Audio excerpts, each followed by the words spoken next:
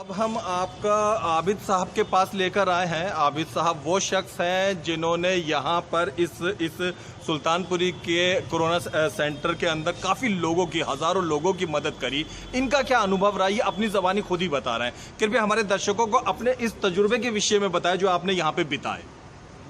आबिद भाई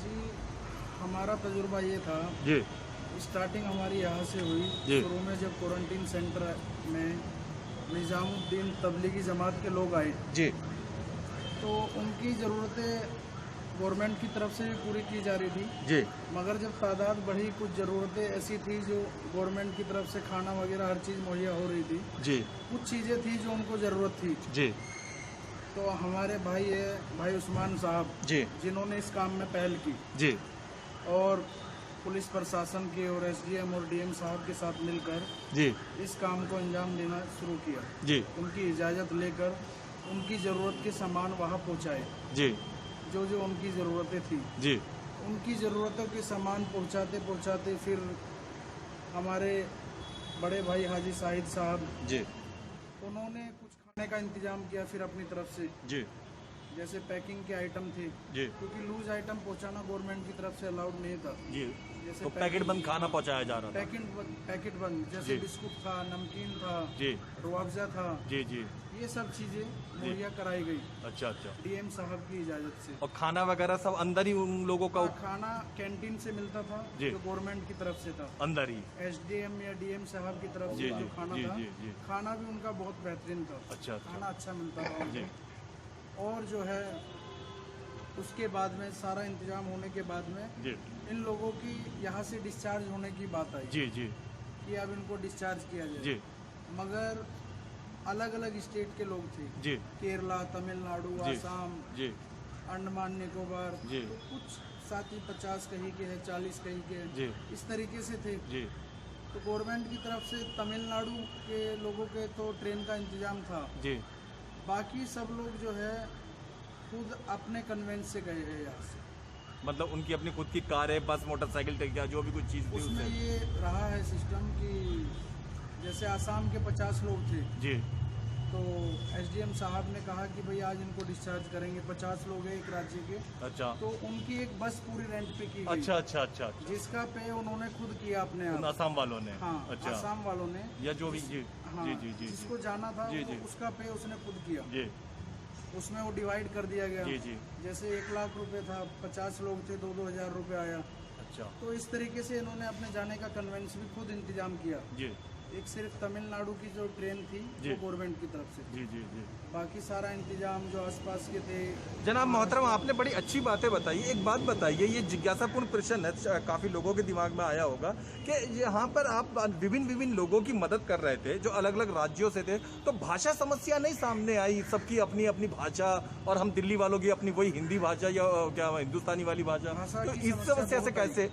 भाषा की समस्या हमें आई जी। फॉरनर्स में। जी, जी। इंडियन की भाषा लगभग हिंदी हर स्टेट के लोग वो समझ साउथ लेते वाले, हैं। तमिल वाले। सब लोग हिंदी समझ लेते हैं। अच्छा, अच्छा, कुछ लोग उनमें पढ़े लिखे थे, जहाँ दिक्कत आ रही थी वहाँ इंग्लिश में कन्वर्ट करके बात अच्छा, हो जा अच्छा, रही अच्छा, थी। और फॉरनर में दिक्कत आई तो उनमें थे कुछ साथी, जी। एक श्रीलंका के थे, अच्छा, जईम भाई, जी। तो वो 8 जबान लगभग जानते थे। बहुत बेहतरीन। हाँ, इंडोनेशिया की बात कर लेते थे, अरबी, इंग्लिश। और यहीं के रहने वाले सुल्तानपुरी के? नहीं, श्रीलंका के थे। अच्छा, अच्छा, अच्छा, उन्होंने हमारी बहुत मदद की अच्छा। और वो हिंदी भी जानते थे, तो हमें जहाँ समस्या आती थी हम उनसे उनको करा लेते थे ट्रांसलेट। वो भी तबलीगी जमात में ही थे। अच्छा, अच्छा, हाँ, और यहाँ तक कि स्टाफ को भी जो दिक्कत आ रही थी, स्टाफ भी उन्हीं से ट्रांसलेट करा रहा था, क्या बात है। क्योंकि स्टाफ भी बहुत सारी चीज़ें ऐसी थी कि फॉरनर से बात नहीं कर पा जी। रहे। तबलीगी जमात के साथियों ने इतना साथ दिया जी। कि खुद ही ट्रांसलेट किया, इन्हें जरा सी भी दिक्कत नहीं है। जी, जी, यहाँ तक कि डॉक्टरों ने उनको इनाम भी दिया। जी, जी। बड़े खुश हुआ स्टाफ तबलीगी हमारे बहुत से साथियों को जनाब मालूम नहीं होगा कि तबलीगी जमात के बारे में एक जुमला कहा जाता है कि वो अल्लाह मियाँ की गाय होते हैं। वो इतने सीधे, इतने भले लोग होते हैं कि उनको इस नाम से पुकारा जाता है। उनके विषय में शुरुआती दौर में थोड़ी अफवाहें विपरीत विचारधारा के लोगों ने उड़ाई, पर फिलहाल हमारा सब्जेक्ट वो है नहीं, फिलहाल हमारा मुद्दा वो है नहीं। तो तबलीगी जमात वालों के बारे में जैसी अफवाहें उड़ाई जा रही थी, यहाँ पे उन्होंने वैसे कैसा मददगार रोल निभाया? सभी ने अलग अलग, आप लोगों से अलग। यहाँ का किरदार तो उनका देखने के लायक था, जी जी क्योंकि जब डॉक्टर और स्टाफ जी उनका स्वागत कर रहे थे तो इससे ज्यादा किरदार क्या देखने लायक होगा। जी जी अगर उनसे कोई शिकवा शिकायत होती जी तो उनके जाने की जल्दी होती। जी जी जब वो लोग गए हैं तो स्टाफ तक उनको छोड़ते हुए ये कह जी। रहा था कि बड़ी याद आएगी आप लोग। जी जी जी ऐसा रोल रहा है उनका। हमने सुना एक अफवाह, गलत अफवाह जो बाद में पता चला है कि वो अपने मनपसंद खाने पीने की चीज़ों की, कोरमा की और उसकी डिमांड वगैरह कर रहे थे। नहीं नहीं नहीं, ऐसा कुछ नहीं है। जी जी उन्होंने जो है गवर्नमेंट की तरफ से जो खाना अलाउड अंदर जो भी कैंटीन में बन रहा था, जो भी कैंटीन में बन रहा था वही खाना उन लोगों दाल, ने हरी खाया है। सब्जियां वगैरह जो भी कुछ था। नहीं, खाना भी माशाल्लाह अच्छा बन रहा था। अच्छा अच्छा बहुत अच्छी कैंटीन से खाना बनवाया यहाँ जी के डीएम जी साहब ने। जी उसमें एक दाल, एक सब्जी, थोड़े चावल और 4 रोटी होती थी। अच्छा अच्छा रोजाना एक आदमी की डाइट बहुत अच्छी एक वक्त की थी। ये थी, वाकई थी। जी जी डाइट बहुत अच्छी दे रहे थे गवर्नमेंट की तरफ से। जी। और बाकी जो कमी रह जाती थी जैसे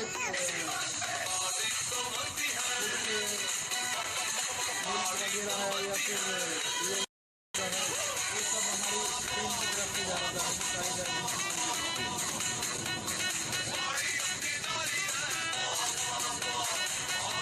उस्मान भाई, काफ़ी अच्छी और काफ़ी बहुत बेहतरीन बातें मौलाना साहब ने हमें बताई। दर्शकों को ये बताइए, ये ठीक है कि यहाँ पे आप लोगों ने मिलकर काम करा, ये भी बहुत खूबी और तारीफ की बात है कि आप सब लोगों ने बड़ा प्रमुख योगदान दिया, प्रशासन ने भी तारीफ करी। पर सब लोगों को जो योगदान दे रहे थे, कहीं ना कहीं कठिनाई तो आई होगी, तो उन कठिनाइयों के विषय में बताएं जो आप लोगों ने सामना किया और सामना करने के साथ साथ उस पर विजय भी पाई। कठिनाइयाँ शुरू में भाई हैं इसमें।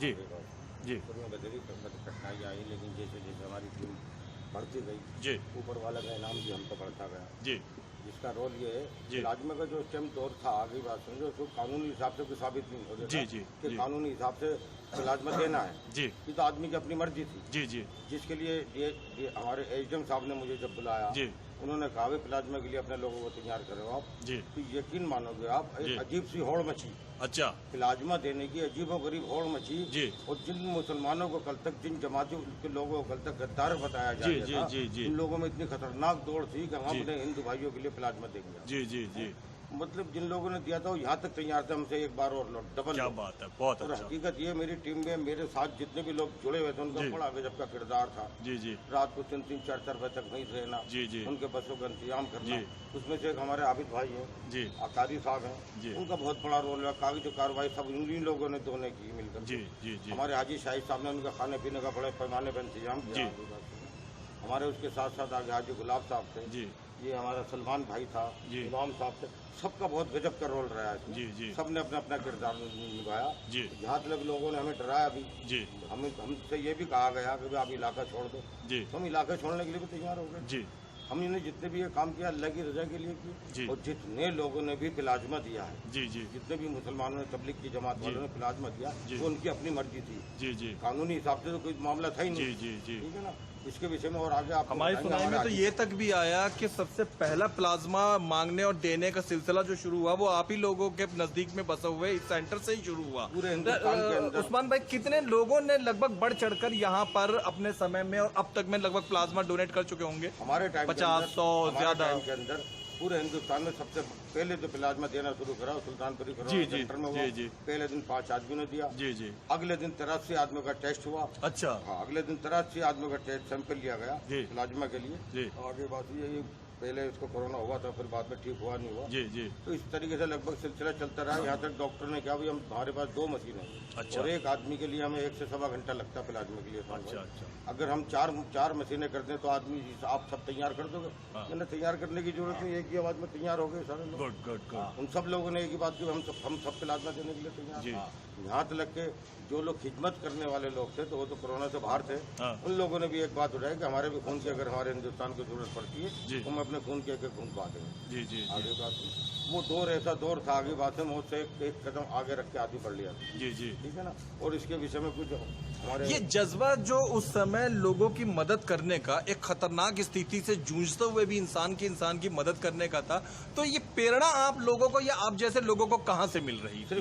सिर्फ कुदरत से, सिर्फ जी। अल्लाह, सिर्फ अल्लाह, सिर्फ अल्लाह। आगे बात सुन, जी। एसएचओ अनिल कुमार साहब का जब मेरे पास फोन आया, जी। उनका जो बात है ड्यूटी से ऊपर हट के रोल था, जी जी बहुत बड़ा रोल अदा किया उन्होंने भी। आगे बात जी। जी। हमारे एचएम साहब को मैंने रात में 3-3 बजे काम करते हुए जी, जी, जी। जब इन लोगों को इस तरीके से काम करते हुए देखा तो अल्लाह ने हमें भी आगे बढ़ाया। जी जी मैं एक सवाल पर्सनली पूछना चाहूंगा, मुझे खुद भी जिज्ञासा है। दिल्ली में मैंने खुद देखा कि डॉक्टर, पुलिस वाले, प्रेस वाले सब के सब कोरोना से ग्रस्त हुए, ठीक भी हुए, उनमें से कुछ गुजर भी गए, हमें उसके लिए बड़ा अफसोस है। तो आप लोग जो इस समय कोरोना एक ऐसी जिसके विषय में ये कहा जा रहा है कि फिलहाल उसकी वैक्सीन नहीं खोजी गई है, हालांकि लोग उससे मर कम रहे हैं, सबसे अच्छी बात है, तो आप लोगों को उस समय क्या अंदर से थोड़ा सा डर नहीं लग रहा था, जैसे हम पत्रकारों तक को लगता है, पुलिस वालों तक को लगता है, तो उस समय आप लोगों को क्या महसूस होता था? किस्मत का जज्बा इतना खतरनाक था जी कि हमारे साथ चलने वाले 2 साथी को कोरोना नहीं हुआ, जी बल्कि एक साथी के तो हमारे 4 लाख रुपए लगे जी। मौत से 2 हाथ किए। जी मुझे खुद ब्लड जा रहे थे, तो जी। मुझे खून मेरे जाता था, जी। लेकिन उसके बावजूद हम पीछे नहीं थे। जी और मेरे साथ चलने वाले जितने भी आदमी थे वो सारे 2 हाथ कर रहे थे मौत से, जी। लेकिन खौफ छू के नहीं निकला। तो आप लोग जितने भी लोग थे, मददगार लोग, उनमें से किसी को कोविड-19 के लक्षण नहीं निकले थे? नहीं, उस दौर में किसी को नहीं। उस दौर में, उसके बाद में भी किसी को भी नहीं? उस दौर के बाद में एक बताए 2 साथियों को हुए। वो 4 लाख जिनके खर्च हुआ, एक ही आदमी को, हमारे यानी कि 50 में से एक आदमी को? हाँ, 50 में एकदम 7-8 साथी थे सारे। जी जी। जो ये काम कर रहे थे उनमें एक कोई, बाकी सब नॉर्मल लाइफ में ही रहे। ये बड़ी खूबी की बात है। और वाकई, और आप लोग अंदर घुस के बाकायदा लोगों की मदद करते थे? इसके विषय में थोड़ा सा जी जी जी। तो आप जनाब, सबसे पहले दर्शकों को अपना परिचय दीजिए। जी, मैं मोहम्मद इरफान, जी और मैं जो है सुल्तानपुरी P4 में रहता हूँ, जी मदरसे में। जी और ये जब शुरू में क्वारंटीन सेंटर बनाया गया, जी इसमें चंद लोग थे पहले, जी उसके बाद जमात के लोग आए, जी। तबलीगी जमात के, जी उसमें बहुत सारी दिक्कतें आई सामने। जी तो उन दिक्कतों का सामना करते हुए जी। हमारे भाई उस्मान साहब और आदि शाहिद साहब, इमाम साहब, जी और हमारे SHO साहब जो अनिल कुमार जी थे, जी उन्होंने इसके अंदर बहुत ही मतलब उनकी सहूलत के लिए, उनको सहयोग देने के लिए बहुत ही उन्होंने इसके अंदर बहुत ही वक्त लगाया। जी उसके बाद फिर हम भी इनके साथ जुड़ गए, जी। हम अपने साथ ले लिया, जी और अल्हम्दुलिल्लाह सभी इंसानियत के तौर पर हमने सबको काम किया है। जी जी तबलीगी जमात हमारे मुद्दे पे नहीं थी, जी। बल्कि हम तो इंसानियत के नाते जी। और इंसानियत को चाहते हुए जी। सभी के लिए हम साथ थे। जी जी क्योंकि अभी जब उनका डिस्चार्ज हुआ, जी। अभी बात आपके सामने आई, जी जी बताया कि NCR जितने भी NCR में जितने भी लोग थे, जी।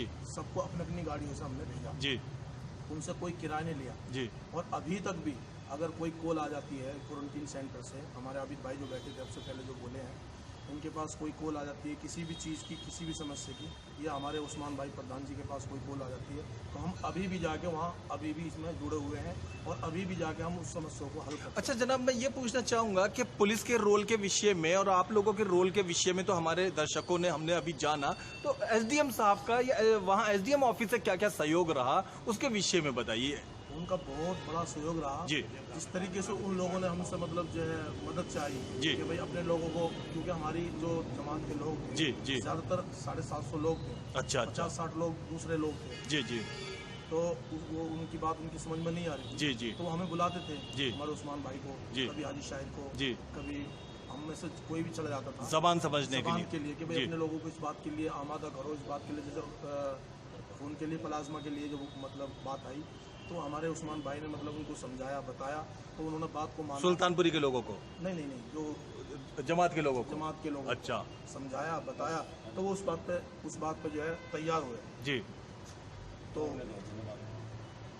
हाँ हाँ तो इस तरीके से मतलब साथ दिया है, तो उनके कहने से साथ दिया है कि मतलब जो है उसको बढ़ावा दिया है जी SDM के कहने से। जी जी। यहाँ पर अब हम लेकर जा रहे हैं इन भाई साहब के पास, इनका भी, इस नौजवान का भी बड़ा योगदान रहा है इसमें। कृपया सबसे पहले दर्शकों को अपना परिचय दीजिए जनाब।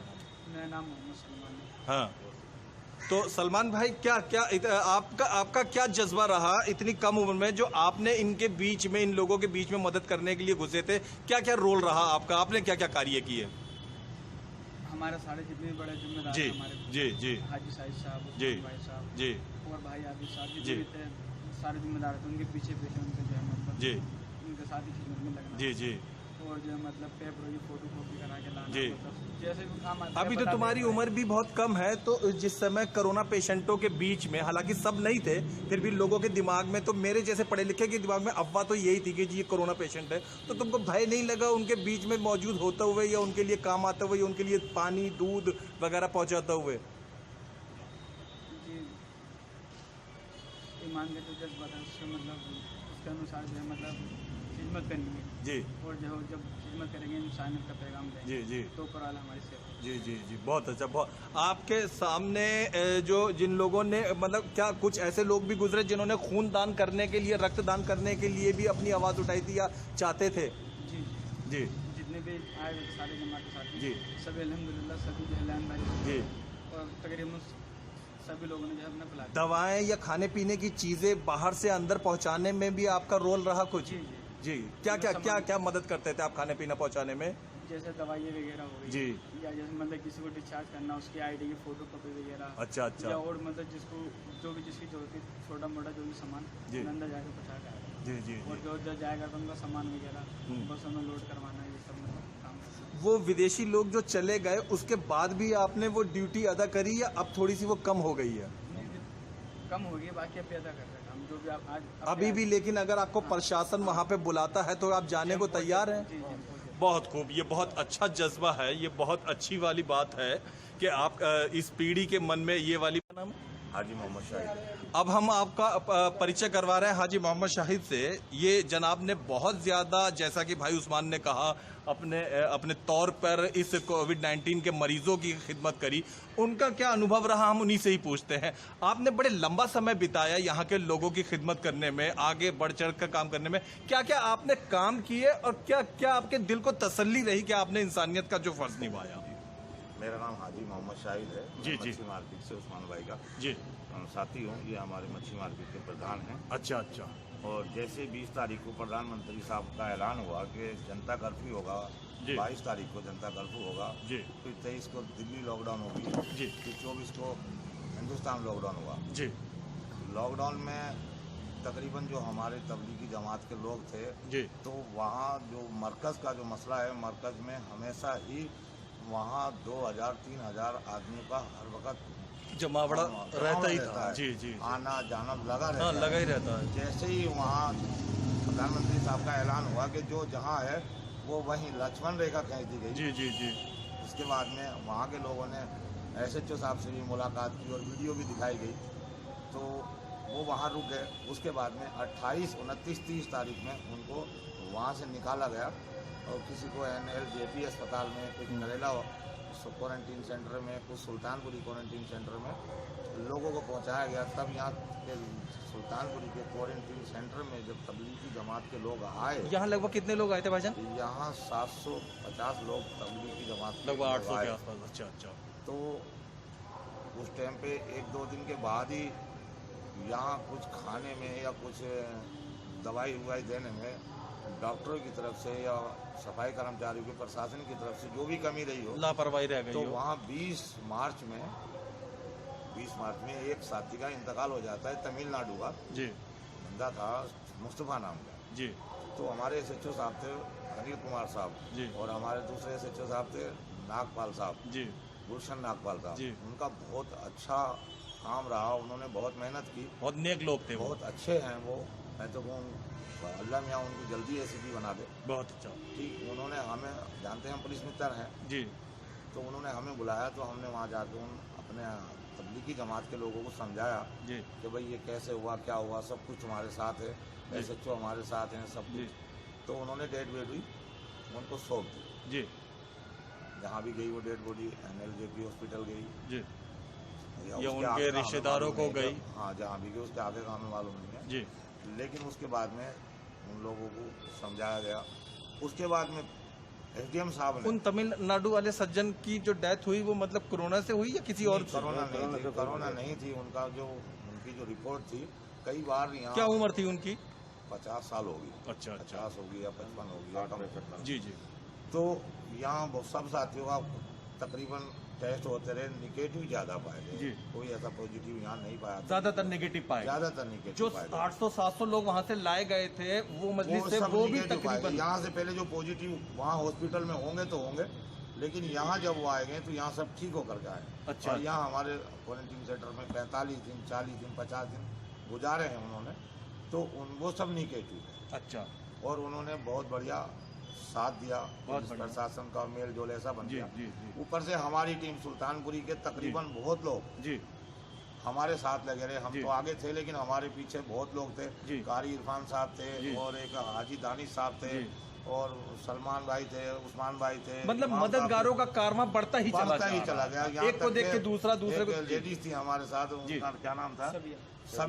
जी। सबिया कादरी। जी जी उनका भी बहुत अच्छा किरदार रहा। कुछ कसादपुरे के लोग भी खाने का लेकर के आए। जी तबलीगी जमात के लोगों के साथ साथ जो हमारे हिंदू भाई थे, जी जी हमने उनके साथ भी वही बर्ताव रखा जो जी। हमने तबलीगी जमात के साथ जी रखा जी था। जी बहुत अच्छा उनके साथ हमारा मतलब ताल्लुक। खाना पीना दूध दवा का प्रबंध जो आप भी। लोगों ने इंसानियत को तो सबके लिए बिल्कुल, दिया, बिल्कुल। जिसको हमने- जो जरूरत है चाहे आप। जी लॉकडाउन का टाइम था, जी जी चाहे हमें अपने पेट में मिला क्या ना मिला, लेकिन जी, जी। हमने यहाँ के जो मेहमान थे, जी, जी। चाहे वो बाहर के हों, विदेश के हों या जी इंडिया जी के, जी जी क्योंकि हमने उनकी सबकी मदद जी। करी और हमने अपनी नाम कमाने के लिए मदद नहीं नहीं करी। नहीं बिल्कुल ठीक। हमने बिल्कुल ठीक। मदद करी। एक जी। इंसानियत का फर्ज बनता है जी, जी। कि हमारे सुल्तानपुरी एरिया में दिल्ली के भी लोग थे और हिंदुस्तान के भी थे, जी। विदेश के भी थे। जी। तो हमने इंसानियत का अपना वो दिखाया, जी। परिचय दिया और जी। हमने इंसानियत दिखाई जी और हम उनकी सेवा करते रहे। जब यहाँ से लोगों को डिस्चार्ज करना शुरू कर दिया जी तो हाजी गुलाब साहब की फैमिली जी पूरी की पूरी फैमिली अपनी गाड़ी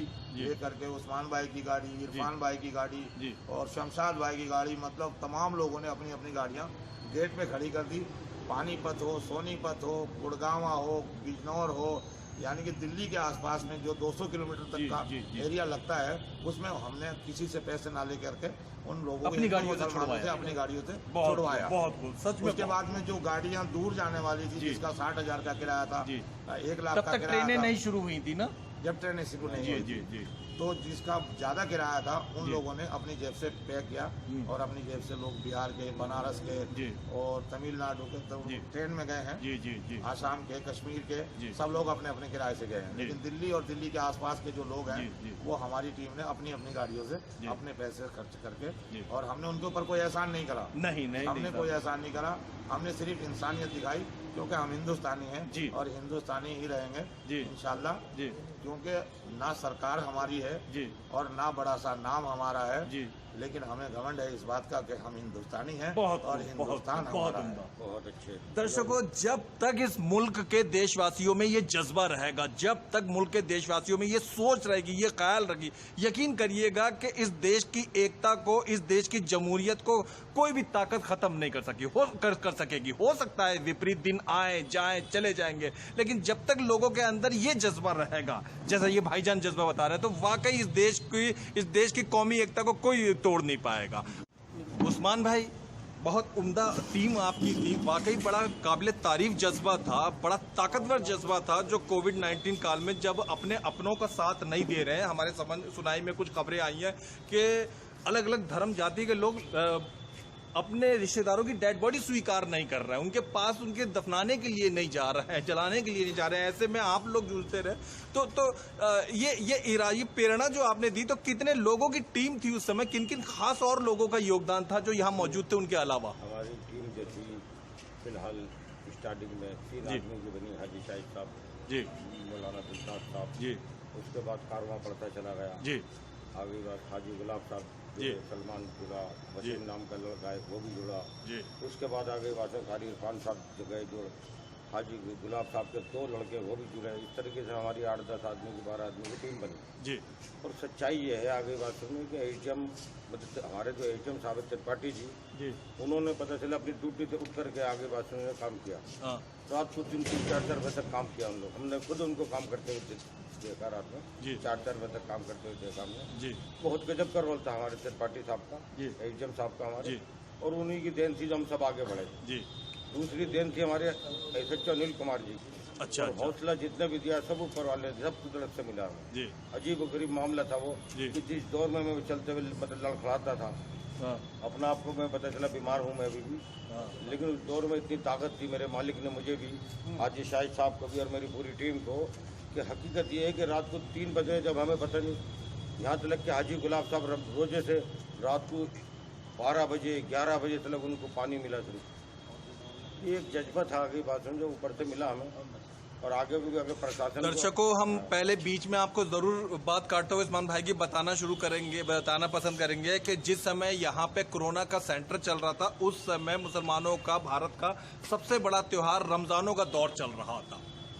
हालांकि तकरीबन मुसलमानों ने उस समय 99% मुसलमानों ने ईद नहीं मनाई। ईद का पैसा तकरीबन ज़रूरतमंदों को कपड़ों का और खानों का दान कर दिया, लेकिन रोज़े लगभग सभी ने घर के अंदर में रखे। ये लोग रोज़दार थे। रोज़दार का मतलब आपको छोटे शब्दों में ये समझ लीजिए कि एक आदमी रात में 5 बजे से लेकर शाम के 6 बजे तक भूखा रहता है, प्यासा रहता, पानी अंत तक उसके मुंह में आता, ऐसे रोज़दार रहे। और लेकिन फिर भी ऐसे भूख की कमी में भी, जबकि शरीर में प्रोटीन विटामिन खाना नहीं जा रहा था, ये लोग मदद बराबर करते रहे। ये सब किसी की मदद करना कोई ज्यादा बड़ा या महान या अनोखा काम नहीं है, लेकिन एक आदमी सुबह 5 बजे से लेकर और शाम के 6 बजे तक भूखा फिर भी मदद करे जा रहा खाली पेट में, ये जज्बा वाकई बड़ा पहाड़ तोड़ और बड़ा काबिल तारीफ है। हम इसी विषय में और इन्हीं उस्मान भाई से जानते हैं। जी उस्मान भाई। जिन जज्बा की कुदरत की तरफ से मिला हमें, जी जी, सच्चाई तो ये कि हमें जो जज्बा मिला, ये हमने जो जितना काम किए जी, इसमें बहुत बड़ा आगे बात सुने, अल्लाह की तरफ से वो ये हुआ था। अल्लाह कब किससे क्या काम ले ले जी, अदना से लोगों से इतना बड़ा काम लिया मेरे मालिक ने जी, उसने छोटी सी चीटियों से काम ले ले, हर चीज जी जी जी जी जी जी, बेशक हकीकत तो ये, और उसके अलावा कुछ भी नहीं। जी, आपने बहुत अच्छी बातें कही। आगे भी दर्शकों हम आपको इसी तरीके के प्रोग्राम दिखाते रहेंगे। अगर आपके आसपास में भी दर्शकों किसी व्यक्ति ने कोरोना वॉरियर का रोल अदा किया है या कोई ऐसा अच्छा काम किया है कोरोना काल के समय में जो काबिले जिक्र है, तो हमें जरूर बताएं, नीचे लिखा हुए नंबर पर सूचित करें। देखते रहिए, दिखाते रहिए ताज़ा खबर। धन्यवाद। हर जरूरत एक नई खोज को जन्म देती है। कई खतरनाक तरीके के वायरस और बैक्टीरियल इन्फेक्शन के कारण होने वाली बीमारियों से प्रभावित होती दुनिया की सबसे बड़ी जरूरत है स्वच्छता और सुरक्षा। पूरी दुनिया में बदलते वायरस इन्फेक्शन के वक्त में सैनिटाइजर या सैनिटाइजेशन अहम जरूरत बनता जा रहा है और इसका इस्तेमाल हर जगह किया जा रहा है। पर हाई अल्कोहल कंटेंट के कारण सैनिटाइजर से होने वाली कई घटनाएं भी बढ़ रही हैं और इसका ख्याल रखते हुए हंस हर्बल ओवरसीज ने निर्मित किया है हंस नॉन अल्कोहलिक सैनिटाइजर, सरकार द्वारा निर्मित वॉक थ्रू डिसइंफेक्शन टनल, जिसे आज हर सरकारी और गैर सरकारी संस्थानों, स्कूल, मॉल, पब्लिक प्लेसेस आदि जगहों पर इस्तेमाल किया जा रहा है। और हंस रखता है इन सभी बातों का ख्याल। तभी तो कई वर्षों की खोज और मेहनत के बाद हंस लेकर आया है नॉन अल्कोहलिक सैनिटाइजर, जो कि आयुर्वेदिक और हर्बल है और पूरी तरह केमिकल फ्री है। इसमें मौजूद आयुर्वेदिक तत्व हैं रजत भस्म यानी चांदी भस्म। 50 वर्षों से भी ज्यादा है हमारा आपसे भरोसे का साथ। ये product ministry of Ayush, ISO और GMP सर्टिफाइड है। अधिक जानकारी के लिए अभी संपर्क करें